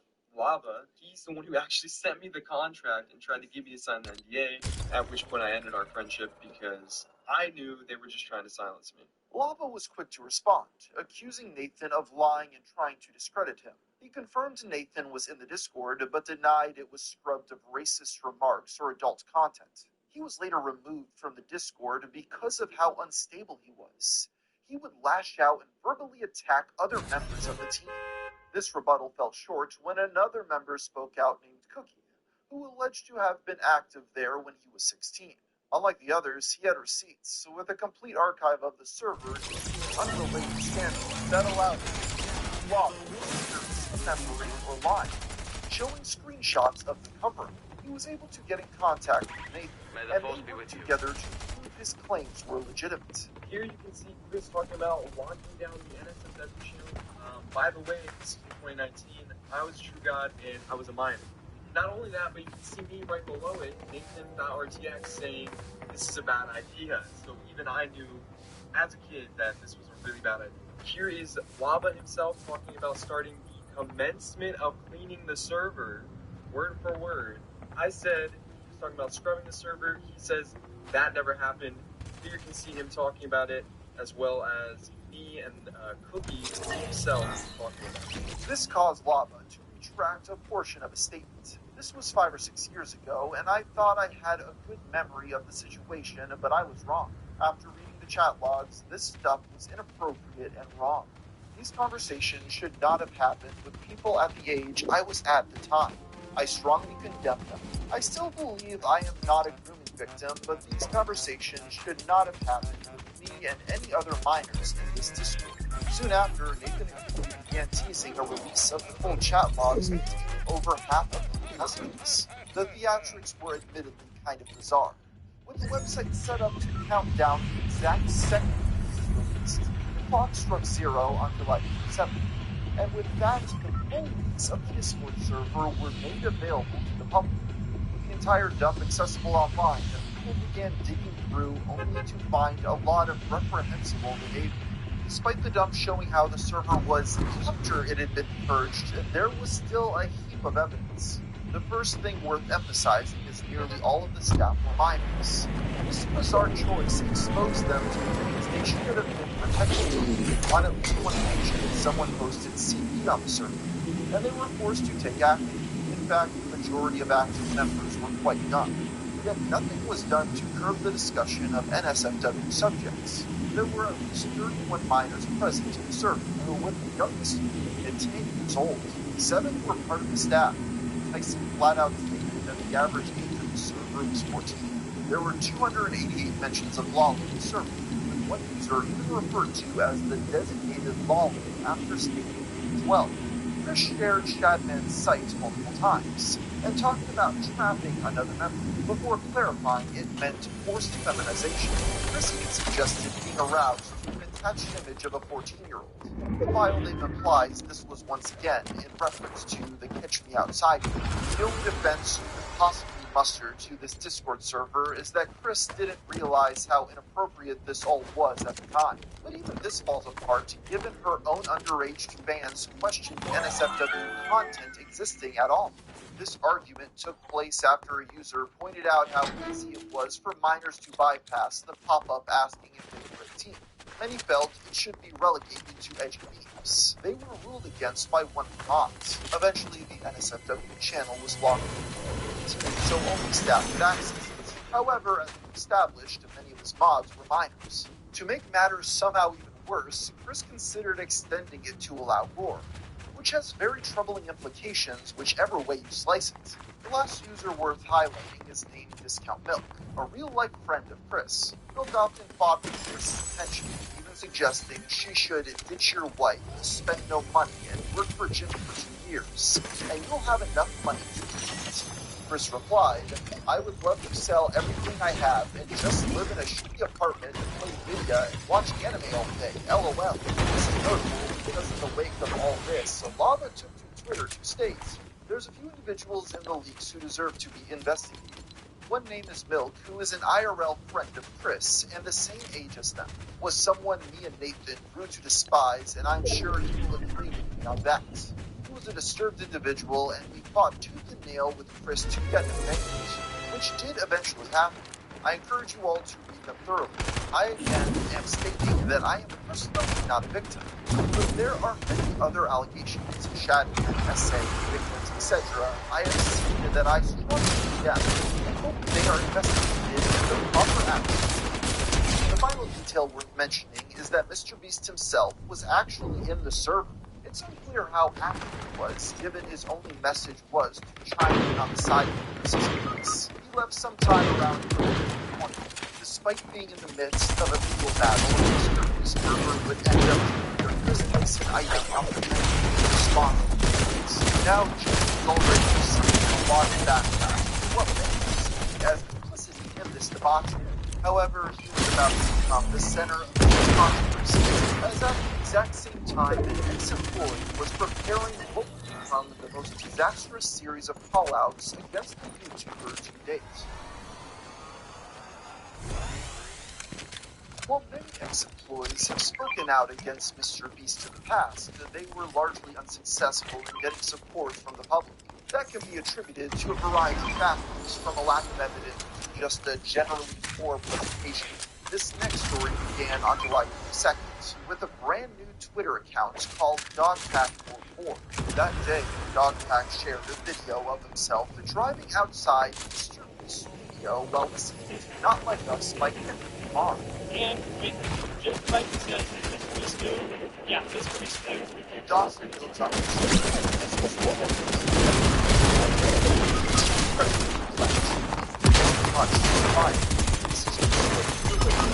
She posted in early 2024 of legal avenues under gender and identity. I just heard that, yeah, she was pissed at the government whatever it's called, discrimination or something, like people being transphobic. As it turns out, Dawson had been planning his expose for a while. The other scandals just so happened to coincide at the same time. I was sure this helped before getting it. And when Jake the Viper says, Mr. Beast knew, yeah, Mr. Beast knew. Dawson, time.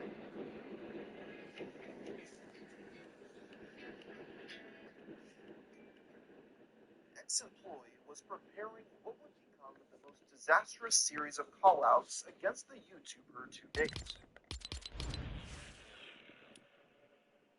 While many ex-employees have spoken out against Mr. Beast in the past, they were largely unsuccessful in getting support from the public.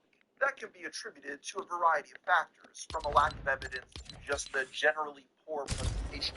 This next story began on July 22nd with a brand new Twitter account called DogPack44. That day, a dog pack shared a video of himself driving outside Mr. Beast's studio while listening to Not Like Us by Kendrick Lamar. And when Jake the Viking says, Mr. Beast knew, yeah, Mr. Beast knew. Dawson goes on to state Chris was already known as a major liability, but she threatened legal action and knew too much to be fired. This is presumably related to a tweet she posted in early 2024 alluding to legal action after being misgendered and dead-named. I mean, I just heard through the grapevine that, yeah, she was, like, pissed at the company and wanting to, whatever it's called, like, discrimination or something, for, like, people being transphobic. As it turns out, Dawson had been planning his expose for a while, with the other scandals just so happening to coincide at the same time. I think it would be helpful before getting into his section to try to iron out Dogpack's background at the company and his motivation for making this project. According to a document he created, Dawson has 10 years of experience in the industry.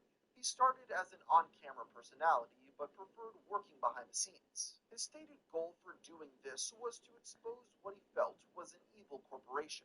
I believe Mr. Beast is a corrupt organization that is bad for humanity, despite their glowing public image. I was often appalled when higher-ups at the company would talk about sophisticated ways to exploit children's psychological development for their own gain while disregarding the well-being of those children.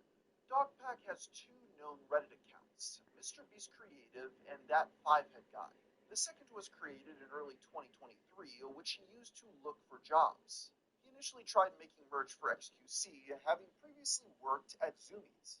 This didn't pan out, so he moved on to Mr. Beast, becoming active in their subreddit. He began suggesting ideas for videos before designing his own candy wrappers. This became a series where he pitched a new concept every day, even making a 14-minute video to show off his process. By then, he already applied to the company 3 times. This went on for 11 days until a member of the team reached out to give him a chance. He began as an unpaid trainee, getting his first NDA on February 22nd. He moved to Greenville a few weeks later, signing his official 90-day contract on March 25th. This is where things get a little strange. If you read through his posts, he usually seems like a Mr. Beast fan discussing their latest uploads. On the other hand, he also left comments criticizing the channel. Many of these same points were used in his videos. This begs the question, was Dawson the company to collect more info against them? It's hard to say with statements like these. I think this company is full of non-features. Personally, I use as much as he does. But this is essentially what all his sweepstakes are. It's honestly baffling that no one did their due diligence at Mr. Beast before hiring this guy.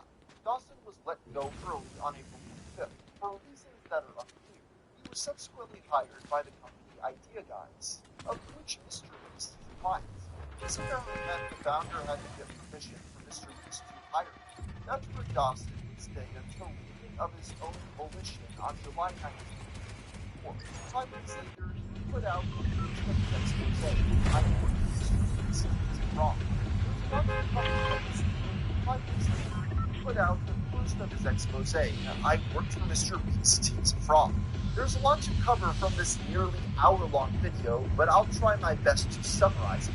Major claims can be divided into 3 categories.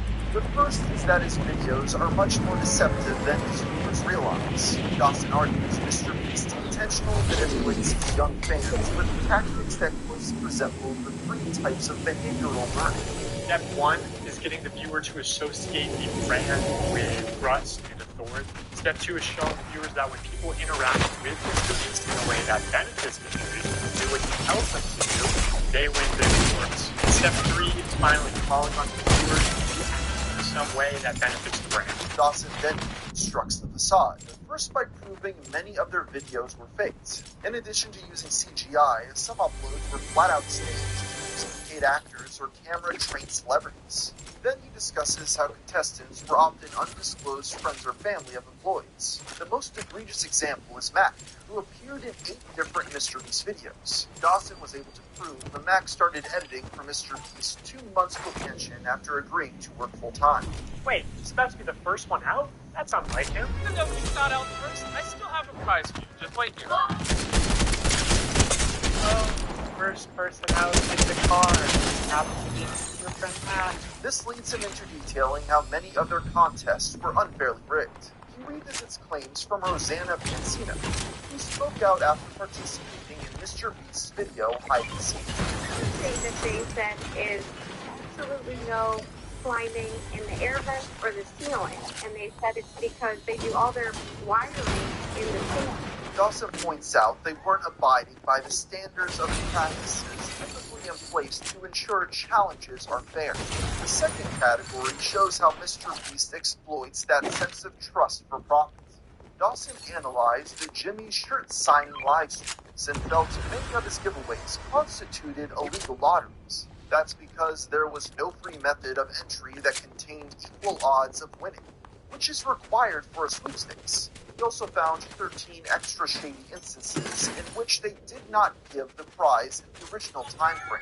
Okay, so we're gonna put 2 iPhones in this pinata, and we're gonna give it to someone who orders a shirt in 3 minutes, 5 minutes. Yeah. Oh, we did. Oh wait, hey, first actually before we do that, we never picked the pinata. If all that wasn't bad enough, he caught employees signing merch with fake autographs. Illegal lotteries targeted towards children and selling fake signatures. I mean, imagine if any other YouTuber was caught doing this. Mr. Beast just uses gambling psychology to exploit young children for profit. He's just become the first casino where the currency you pay with is attention. Dawson even found a clip of Mr. Beast's former manager, Reed of Night Media, stating he had to convince Jimmy not to promote an unregulated video game gambling site. Jimmy he wanted to work with that company when he heard about it because there was a lot of money. He wanted to give that money away in a video. And I talked him back on it. I was like, listen, we're not promoting gambling. I think people are going to see this negatively. So it was a long conversation that him and I had to have, which eventually we passed on the deal. And then Jake, Paul, and Ricegum ended up doing that deal and got a lot of hate for it. The third and final category is about undermining the idea Mr. Beast actually wants to solve any of the problems he claims to care about. He specifically takes issue with the company's recent Zaxby's combo, as well as the new Feastables formula. Dawson explains that as a certified nutritionist, this was something he pushed back on at the company. He argues Jimmy was essentially bribing children to eat chocolates, contradicting his supposed better-for-you vision. $10,000 a day giveaway is very deliberate because it's trying to create repeat customers that just buy out of habit. Like, doing this especially when you clearly understand how much of a health risk it is for these kids. Because obviously so much obesity and disease comes from the stuff we eat. It's honestly just really evil to me. With that, Dawson's major claims and Dawson's discovery, they quickly amassed over 2 million views as the drama cycle began to shift from Chris toward Mr. Beast's company as a whole. Many were curious how the face of YouTube would respond to the severity of the lottery accusations. But rather than Jimmy, the silence was instead broken by an associate named Chucky. What must be understood is that in 2023, a social media analytics site was launched called Stats. The social blade killer was co-founded by Mr. Beast, who gave exclusive access to his live subject. The platform was made with Chucky Amazon, a creator that now made thumbnails for Mr. Beast. On July 29th, Chucky made a post responding to Dawson. He was apparently behind the decision to fire him in the first place for erratic behavior. He states the ex-employee worked there for less than a month and wasn't present for most of the videos he discussed. He first disputes the claim of contestants being undisclosed friends and family employees. This is a wild statement that can easily be proven wrong. There's probably hundreds of thousands of people who have no affiliation. Jimmy doesn't know more than like a dozen people. While he says this to discredit the claim, to me it sounds like he's actually admitting to the accusation but downplaying the severity. He then states that their use of CGI wasn't a secret, before picking out a comment about a raccoon in the video being a paid actor. This guy is saying this raccoon is a paid actor. Chuck goes on to argue that any storylines and elements Dawson said were staged were in fact real, before accusing him of drug abuse and suggesting he deleted it. I can keep going, but I don't want to be too long. Dawson himself said on Reddit that he was on shrooms and when filming this video, which might explain some of the made-up stuff. But what Chucky didn't address was he insists he gets to acknowledge the lottery's claim is broadly speaking a filmed fake giveaways. Dawson replied by calling it an attempt to assassinate his character. He denied ever being a drug user, going so far that it made him anxious. It should be noted this is an abject lie. In an old post show, he experimented with DMT. Though to be fair, it still doesn't discredit his actual arguments. Dawson stood by his video, pointing out Chucky only rebutted 9 relatively inconsequential claims.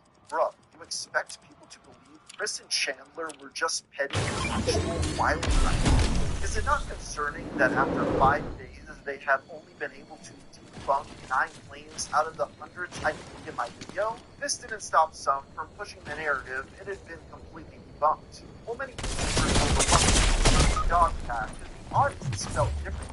The video saw explosive growth, surpassing 7 million views. There was suddenly a lot of pressure for creators to cover the drama, instead of sweeping it under the rug. When Uberville discussed the story, his comments were filled with people saying he was downplaying its severity. There was enough outcry that Caleb eventually invited Dawson on for an interview to set the record straight. People think that I wrote my NDA, but 90% of that video is public information, and the other 10% is about crimes. It was pretty decently strategic. I don't think they would have a case, and I spoke with lawyers and everything, so. Most infamous of his YouTuber interactions was with streamer Ludwig. The streamer was good friends with Jimmy, to the point he was once given a scrapped Mr. Beast video for his channel. It remains his most viewed upload to this very day. While it's reacting on stream, he exploded Jimmy's chats. Ludwig invited him to call, resulting in a very bizarre interaction. And you're a theater kid, right? Oh, yeah, you're a theater kid. Yeah. I did one youth poll. I was an athlete. I was varsity soccer for 2 years. I'm a Red Bull athlete now, buddy. Okay? Okay, so you're a theater kid. So you should be able to tell when you don't get acting and experience. No. Oh, stop. Don't get away with it. What does that mean? Most people are in on or not on. I've never been not really on.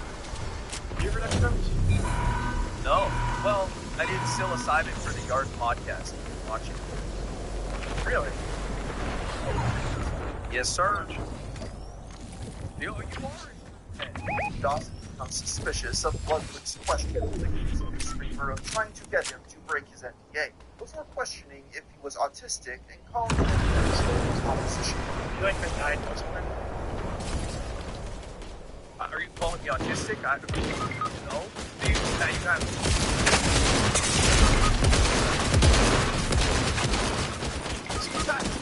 Why? Go quiet! Sorry, I'm drinking water. What did you say?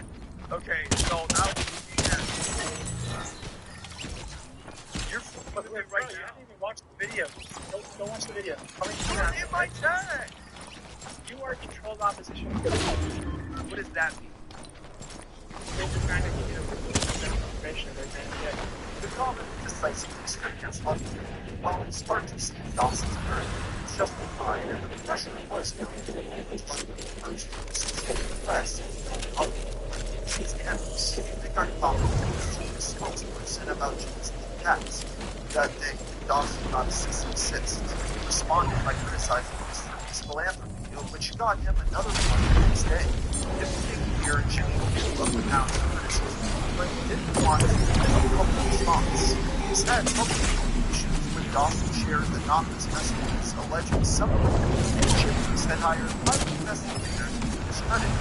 He wanted them to reach out to your former employees, find all your social media, your family's social media accounts, so videos of you doing anything. They already have Google Doc listing possible ways to discredit you, including you're on drugs, and you have mental health problems. Your mom is bipolar. You were an obsessed superfan. You were crying and begging for your job back after they fired you. You tried to steal company funds, etc., etc. I don't know what's true and what's not, but personally, I think you should just take everything down ASAP. If you take it down, they'll leave you alone. Many saw this anonymous message as nothing more than gaslighting by Mr. Beast's associates. To be clear, there is no proof of this message's legitimacy. The closest we have to corroboration is from Rosanna Pansino, who claim to have been warned by similar sources. I have heard rumors from people working close with Mr. Beast that he is hiring PIs to investigate those speaking up against him. I now have confirmation from several people that individuals are indeed being offered money to fabricate stories about me and others. I have identified some of these people already. They began harassing my friends as of last weekend. I am keeping all of the receipts. If all that wasn't strange enough, the Chris Tyson links were taken down by a third party, although the exact reason is unclear.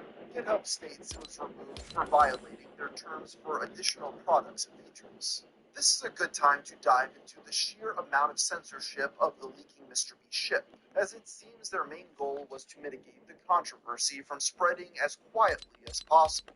The heavy moderation started at the beginning of the most recent controversy, with the Mr. Beast subreddit banning any discussion of the new Chris Tyson accusations. This continued as people discovered her Shadman poster in several videos. The footage was edited out using YouTube